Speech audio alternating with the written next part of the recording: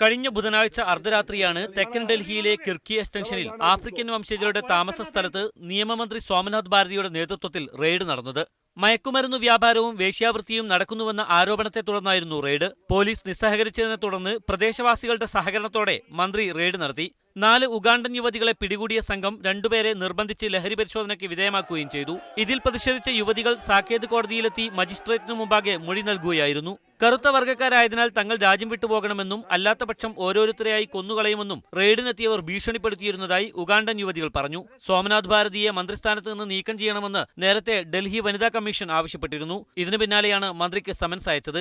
റെയ്ഡിൽ സഹകരിക്കാത്ത പോലീസ് ഉദ്യോഗസ്ഥർക്കെതിരെ നടപടി ആവശ്യപ്പെട്ട് മുഖ്യമന്ത്രി അരവിന്ദ് കെജ്രിവാളിന്റെ നേതൃത്വത്തിൽ ആഭ്യന്തര മന്ത്രാലയത്തിന് മുന്നിൽ ധർണ നടത്തിയത് ഡൽഹിയെ കഴിഞ്ഞ ദിവസം സംഘർഷഭരിതമാക്കിയിരുന്നു. കുറ്റക്കാരായ പോലീസ് ഉദ്യോഗസ്ഥരെ നിർബന്ധിത അവധിയിൽ പ്രവേശിപ്പിക്കാമെന്ന ധാരണയിലാണ് ഈ സമരം അവസാനിപ്പിച്ചത്. News desk media 1.